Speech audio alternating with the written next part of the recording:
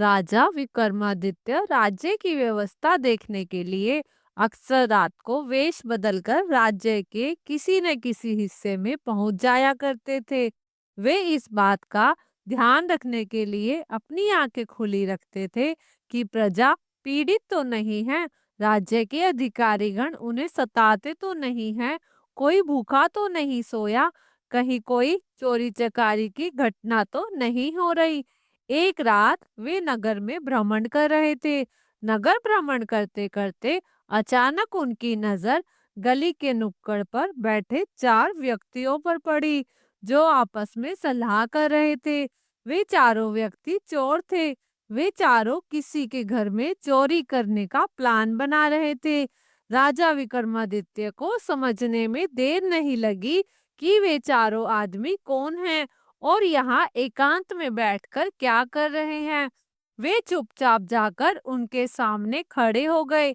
यह देखकर चोरों के सरदार ने उनसे पूछा, कौन हो तुम और इस अंधेरी रात में अकेले क्यों घूम रहे हो? विक्रमादित्य बोले, भाई, जो तुम लोग हो मैं भी वही हूँ। जो तुम सब करना चाहते हो मैं भी वही करना चाहता हूँ। यह सुनकर चोरों का सरदार विक्रमादित्य की बात का मतलब समझ गया। उसने भी उसे अपने ही तरह चोर समझा। तब उसने कहा, मैं आपको अपने दल में शामिल कर सकता हूँ, लेकिन पहले तुम यह बताओ कि तुम में कौन सा गुण है। विक्रमादित्य बोले, पहले तुम चारों बताओ कि तुम में कौन कौन से गुण हैं, उसके बाद ही मैं तुम्हें अपना गुण बताऊंगा। चोरों का सरदार बोला, ठीक है, पहले मैं अपना गुण बता देता हूँ। मैं सगुन निकालने का बहुत बड़ा चतुर हूँ। मेरे द्वारा निकाले गए शगुन के अनुसार कार्य करने से अवश्य कार्य पूरा होता है। दूसरा बोला, मैं जानवरों और चिड़ियों की बोलियों का मतलब अच्छी तरह से समझ सकता हूँ। तीसरा बोला, मैं किसी जगह घुस सकता हूँ, न तो कोई मुझे देख सकता है और न पकड़ सकता है। चौथे ने कहा, मुझे चाहे कितनी ही कड़ी सजा दी जाए, लेकिन उस सजा का मुझ पर कोई प्रभाव नहीं पड़ सकता। चारों चोरों के गुणों की बात सुनकर सम्राट विक्रमादित्य ने कहा, अच्छा ठीक है, अब मैं तुम्हें अपने गुण बताता हूँ। मैं ऐसे स्थान की जानकारी प्राप्त कर लेता हूँ जहाँ धन गड़ा रहता है। यह सुनकर चोरों का सरदार खुशी से उछल पड़ा।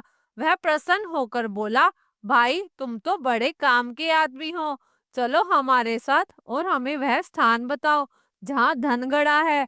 विक्रमादित्य बोले, ठीक है, चलो मेरे साथ। यह कहकर विक्रमादित्य चोरों को अपने साथ ले गए। अभी वे कुछ ही दूर गए थे कि एक चिड़िया बोल पड़ी, चू चू चू चू। चिड़िया की बोली सुनकर दूसरा चोर, जो पशु पक्षियों की बोलियों का मतलब बहुत अच्छे से समझता था, वह बोला, यह चिड़िया हमें सावधान कर रही है कि आगे जाना ठीक नहीं है। लेकिन सरदार ने उसकी बात नहीं मानी।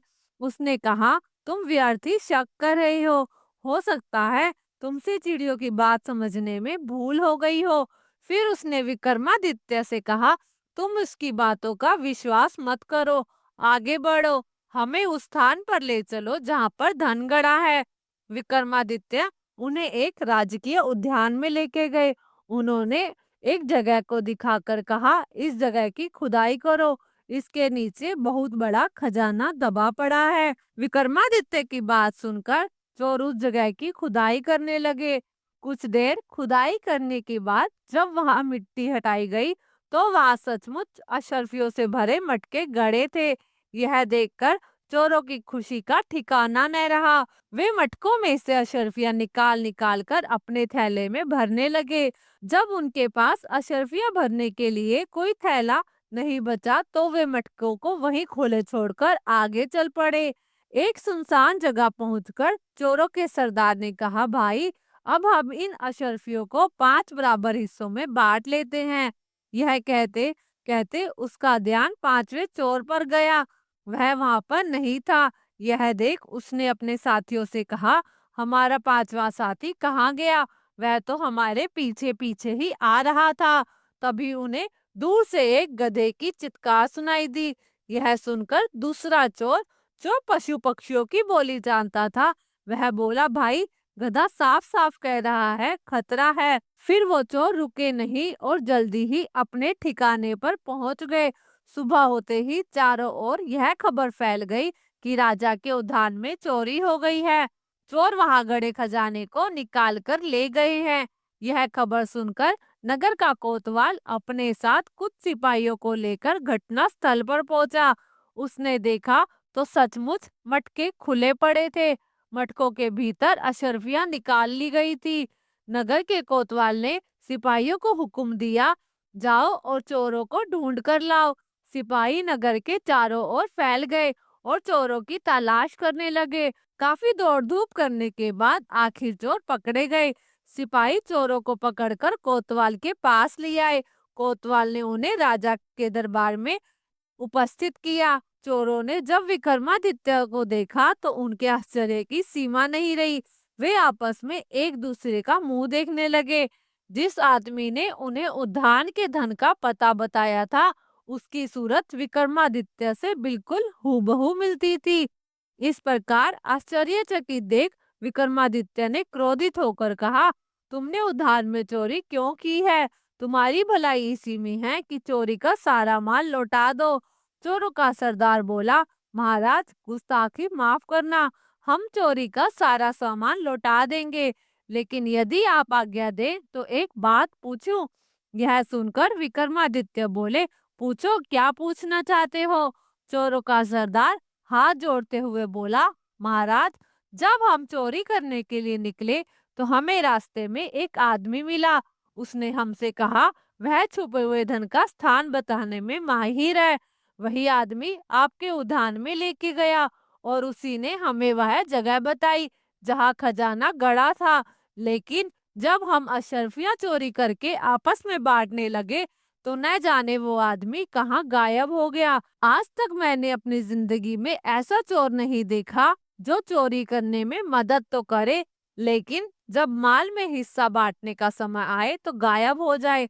महाराज गुस्ताखी माफ करना, उस आदमी की सूरत बिल्कुल आपसे मिलती है। यह सुनकर विक्रमादित्य हंसते हुए बोले, तुम ठीक कह रहे हो, वह आदमी मैं ही था। मैंने ही तुम चारों के गुण सुनकर अपना गुण बताया था कि मैं जमीन के भीतर गड़े खजाने का पता बता सकता हूँ। यह कहकर वह मन ही मन सोचने लगे। कुछ देर बाद उन्होंने पुनः कहा, तुम चोरी क्यों करते हो? क्या तुम्हें मालूम नहीं है कि चोरी करना पाप है? चोरों ने हाथ जोड़कर निवेदन किया, जानते हैं महाराज, लेकिन फिर भी चोरी करनी पड़ती है। यदि चोरी नहीं करेंगे तो फिर भरण पोषण किस प्रकार होगा? परिवार का जीवन किस तरह चलेगा? विक्रमादित्य बोले, ठीक है, अगर ऐसी बात है तो तुम्हें इसका दंड भुगतना पड़ेगा। मैं तुम्हें दंड देता हूँ कि तुम सब चोरी करना छोड़ दो और जितनी अशर्फियां तुम चोरी करके ले गए हो उन्हें अपने पास रखो। मैं अपनी तरफ से तुम्हें 1-1 लाख अशर्फियां देता हूँ और तुम्हें उस उद्यान में काम भी देता हूँ। मुझे पूरा विश्वास है कि तुम आज से चोरी करना छोड़ दोगे। राजा विक्रमादित्य की दया और दानशीलता को देखकर चोरों ने उनके चरणों में गिर पड़े और उन्होंने प्रण लिया कि आज के बाद वो कभी चोरी नहीं करेंगे। कहानी को सुनकर राजा भोज कुछ देर सोचने लगे और फिर वापस से सिंहासन पर बैठने के लिए आतुर हो गए। कथा सुनाकर पुतली बोली, राजा भोज क्या तुम में ऐसी दया और दानशीलता है? यदि है तो तुम इस सिंहासन पर निसंकोच बैठ सकते हो। यह कहकर पुतली अदृश्य हो गई। पुतली के प्रश्न का राजा भोज के पास कोई उत्तर नहीं था, इसलिए वह सिंहासन पर बिना बैठे ही वापस अपने महल में लौट आए। कहानी को अंत तक सुनने के लिए धन्यवाद। आशा करती हूँ ये कहानी आपको पसंद आई होगी। कहानी पसंद आई तो वीडियो को लाइक करें और शेयर करें और चैनल को सब्सक्राइब जरूर करें।